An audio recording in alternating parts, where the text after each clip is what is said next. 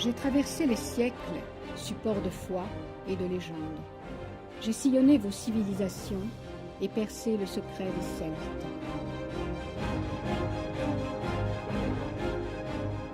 J'étais auprès de vous et j'apaisais vos craintes lorsque vous étiez terrorisés. Je fus au cœur des révolutions industrielles et culturelles. Vous m'avez façonné et m'avez fait grandir. Je suis avec vous tous les jours, mais vous ne me voyez pas. Je vais vous raconter mon histoire.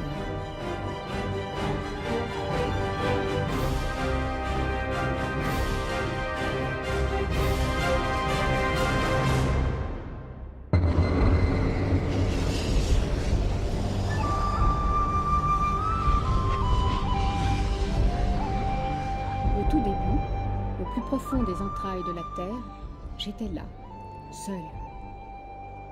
Au cœur d'un déluge de feu, je me retrouvai soudain à l'air libre. Quand on me découvrit près du hameau de Kersanton, on me donna le nom du pays où j'étais née, dans cette Bretagne profonde. Des poètes vantèrent mon nom.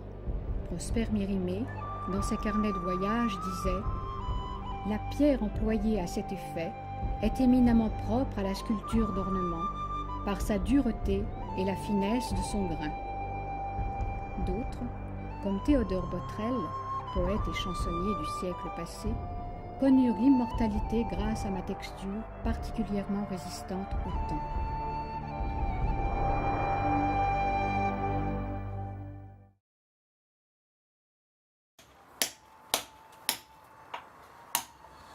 Je suis en train de sculpter un Saint-Ronan en kersantite qui est de granit des sculpteurs. Autrefois, les calvaires et les monuments funéraires étaient faits dans ce granit-là. Et la kersantite est formidable pour la sculpture bretonne, telle que les anciens l'ont sculptée. Le matin, on les entendait dans les claques de leurs sabots à 5 h du matin qui allaient sur le port. Eh bien, mon père, lui, il se levait le matin, il entendait les tailleurs de pierre à 8 h qui tapaient sur leurs massettes, leurs ciseaux, toute la journée comme ça. Et il était heureux d'entendre cette voix-là, du cliquetis du marteau avec le ciseau. Chez les Joncourt, on est sculpteur depuis 3 générations. Dans son jardin, Patrick a entreposé plusieurs tonnes de granit jaune, de plus en plus utilisé dans le pays.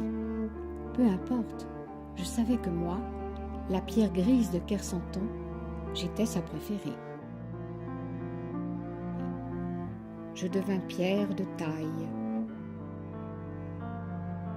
L'hiver, ils allaient à la coquille Saint-Jacques et l'été, ils faisaient du granit. Ils sculptaient le granit, disons. Ils avaient 2 métiers, ça. Ils faisaient la pêche et la taille de pierre. Et ça, c'est spécifique à l'hôpital Canfranc. C'est ici même, à l'hôpital Canfranc, presqu'île au sud-est de la rade de Brest, sur la rive gauche de l'Aulne, que se dresse un des hauts lieux de ma naissance. Et là, une fois encore, un tonnerre de feu saluait mon arrivée. Vous voyez ici, nous voyons les trous de dynamite que les tailleurs de pierre ont découpés dans ces blocs-ci pour en tirer des moindres blocs pour le monument funéraire, principalement. Les carriers débitaient les pierres, ensuite ils étaient mis sur le quai. Ils étaient d'abord taillés, parce qu'il y avait des équipes de taille qui taillaient les pierres, qui étaient mesurées avec les contremaîtres et qui étaient embarqués sur les bateaux qui passaient donc par la baie d'Audierne pour arriver sur Quimper. Quimper, Concarneau, un peu dans tous les petits ports. Des bateaux en bois, bien sûr, et avec des 2 mâts à voile. Ils étaient à voile, là. Il y avait un petit moteur, mais il n'y avait pas grand-chose comme moteur là-dessus. Et principalement la voile, ils faisaient. On se demande même comment ils ont pu, avec leur chargement de granit, passer la côte, toute la côte, par tous les temps. Je l'écouterai des heures parler de mes amis carriers, ceux qui, il y a plus d'1 siècle, m'extrayaient des carrières et m'expédiaient vers des horizons de taille inconnus.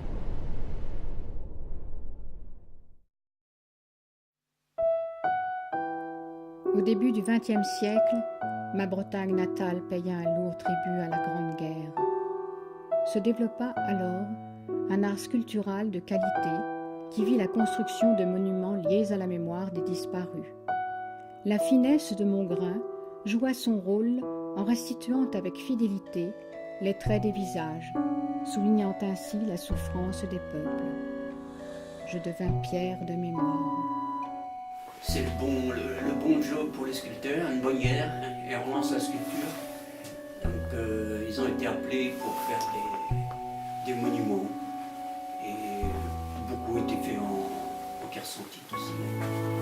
Après ça passe dans les ornements, dans les tombes pour les particuliers, avec des croix, beaucoup de croix. La Quercentite fraîche extraite, elle est facile à tailler.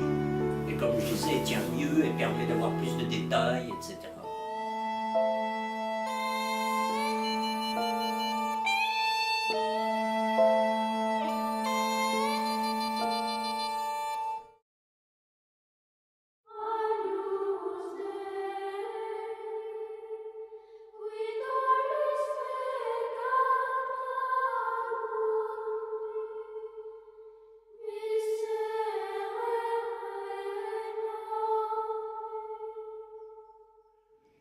Mais il fut un temps où je célébrais la vie. Des générations de sculpteurs m'élevèrent alors jusqu'au plus haut lieu de la spiritualité. On fit de moi des frontons d'église, des statues, des calvaires. Ces monuments à la gloire du ciel étaient destinés à remercier pour une grâce accordée ou parfois conjurer le spectre d'un danger imminent. Moi, la pierre, je ne craignais pas les épidémies qui décimaient les humains.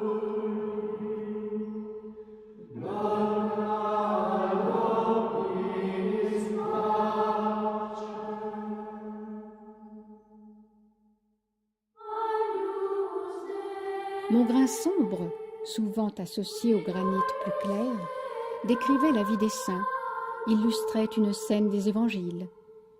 Je ressentais une telle fierté d'être à même de toucher les cœurs et les âmes.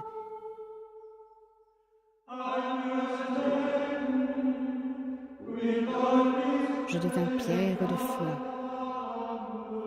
C'était au XVIe siècle et les sculpteurs bretons m'adoptèrent pour longtemps.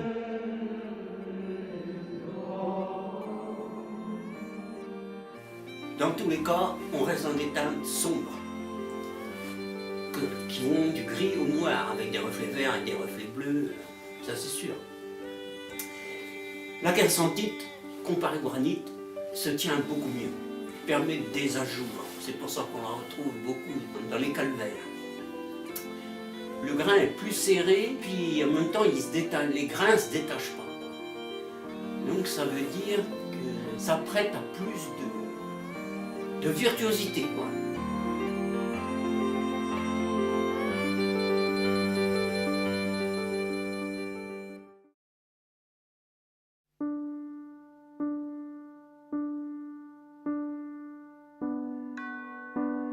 Quand certains me sculptaient en merveilles du ciel, d'autres m'entraînaient dans des univers moins radieux, profitant de la noirceur de mon grain pour exposer leur sombre vision du monde.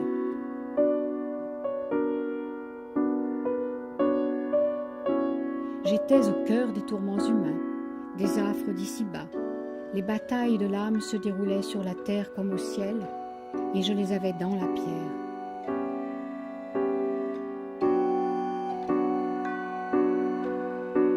J'incarnais les combats des anges contre les dragons.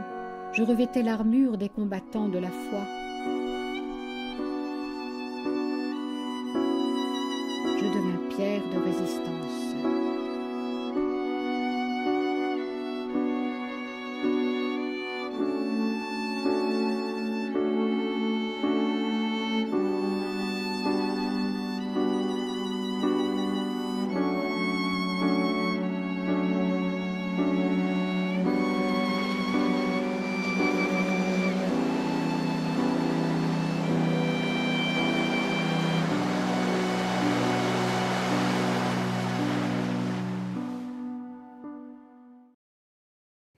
Par-delà cette rivière, l'Aulne, sur laquelle jadis les bateaux m'entraînaient vers des horizons lointains, s'étend le vieux pays, celui des druides et des mythologies. Entre le pont et les rivages d'antan, les siècles nous observent.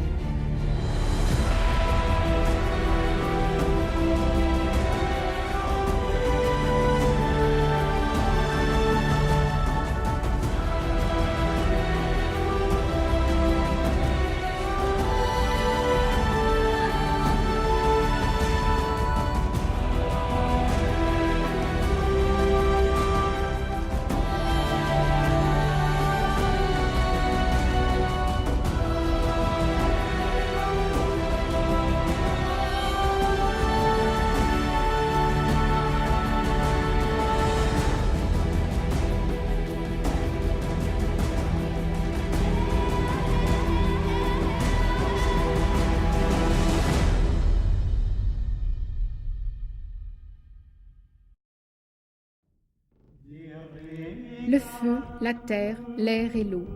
J'étais en harmonie avec les éléments de la nature. Bien avant l'ère chrétienne, je fus marqué par le celtisme. Plus tard, je ferai le lien entre l'ancien et le nouveau monde. Mais pour l'instant, j'étais une pierre de légende.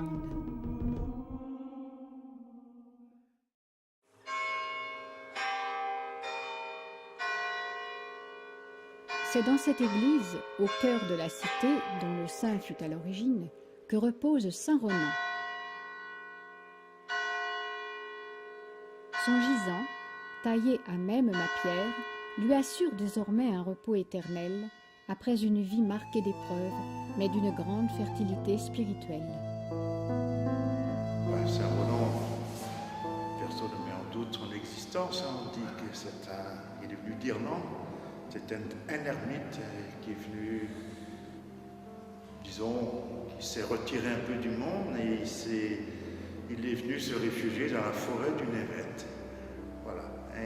Et donc, il y a plein de souvenirs qui se rattachent à sa présence ici. Et on dit que Saint Ronan serait venu ici autour du 6e, 7e siècle.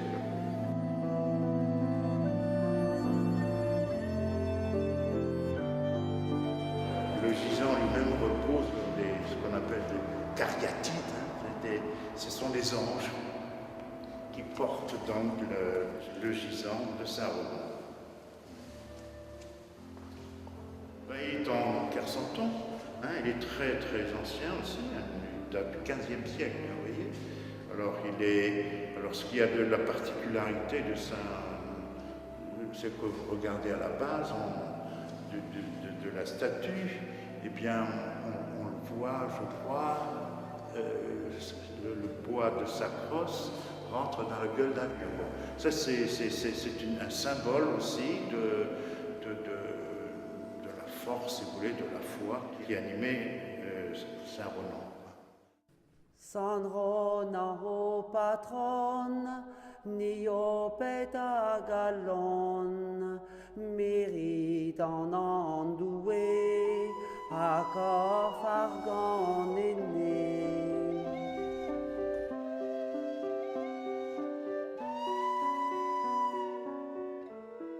Il y a eu quand même beaucoup de moines irlandais et puis de cornouailles dites anglaises aujourd'hui qui sont venus en Bretagne et c'est eux finalement qui ont apporté la foi chrétienne par ici. Donc c'était le culte celtique, gaulois. Et semble-t-il, les moines qui sont venus d'Irlande ou d'ailleurs n'ont pas eu tellement de difficultés à parler de l'Évangile parce qu'il y avait un certain nombre de consonances, si vous voulez, entre le culte celtique et aussi je ne vais pas parler des mythes, mais des représentations que l'on faisait aussi dans la religion chrétienne de la foi au Christ. On disait par exemple que le Christ était lumière du monde, et bien chez les Celtes, le culte du soleil avait aussi son importance. Il y a quand même des choses qui ne sont pas en totale contradiction avec la foi chrétienne, mais c'est plutôt une tradition orale. Le roi Gralon, il n'est pas inconnu partout, à Quimper, il y a la rue du Roi-Gralon, mais si vous allez à Saint-Nic, à 15 km d'ici, il y a la rue du Roi-Gralon aussi. Hein, vous voyez, c'est lié aussi à Douarnenez, à la baie de Douarnenez. On raconte que c'est là qu'il y aurait la ville d'Is. Hein, vous voyez. Au 5e siècle de notre ère, le bon roi Gralon règne en maître sur la Cornouaille. Par amour pour son unique fille, Dahu, il fait construire une cité merveilleuse, la plus grande et la plus belle cité du monde, qui bravera les flots de l'actuelle baie de Douarnenez. Mais la colère divine, face aux débauches dont la ville s'était rendue coupable, s'abattit sur Is, annonçant la disparition des anciens cultes et l'avènement de l'ère chrétienne. On dit aussi que Lutèce fut appelée Paris, car Par-Is signifie en breton pareil à Is, qui était considérée alors comme la plus belle capitale du monde.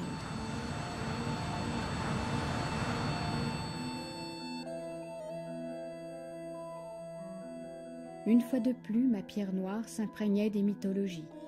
Un cerf majestueux, symbolique des légendes ancestrales dont la tête est surmontée d'une croix. C'est la légende de Saint Hubert. Parti chasser un vendredi saint, il rencontre un cerf arborant une croix lumineuse au milieu de ses bois. Sa conversion date de cette rencontre.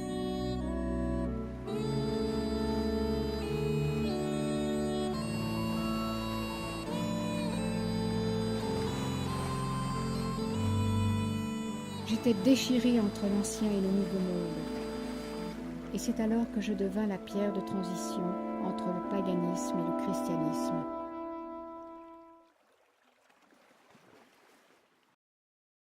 Je me débattais de mon mieux contre les outrages du temps et moi, la kérsantite, la pierre millénaire, je risquais de m'éteindre. La nature qui m'avait créée tentait de me faire disparaître. Je devenais invisible. Mais je n'avais pas dit mon dernier mot. La pierre, sur le temps, ça prend de la mousse, ça prend les champignons. Les lichens qui sont mi-champignons, mi-algues s'installent naturellement sur la roche, puisqu'il y a de l'humidité, et ils trouvent de quoi vivre là-dessous. Ça fait des espèces de plaques blanches là, qui s'étendent. Alors, sur des sculptures, ça finit des fois par empêcher la lecture de la sculpture. Pas ce qui est écrit forcément sur la sculpture, mais les traits, ça déforme.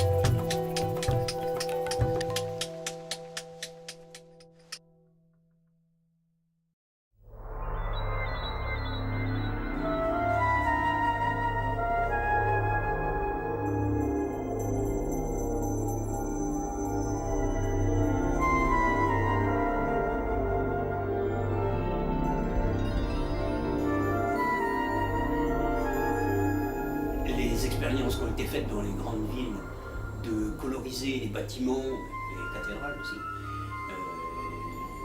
ça intéresse les gens. Donc sous cette forme-là, ça redevient vivant, mais ça reste du spectacle, les gens ne participent pas. On admire plus la prouesse technique.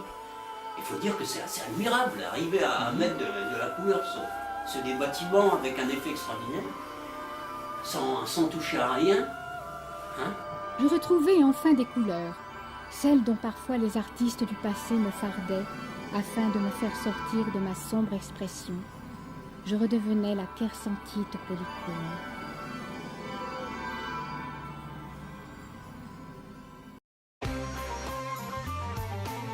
Sur la durée, j'avais gagné. Des sculptures du premier millénaire au spectacle aux lumières des étés bretons, j'en avais fait du chemin. Je suis la Kersentite, la pierre dont on fait les phares et les calvaires, celle qui porte les monuments les plus prestigieux du monde.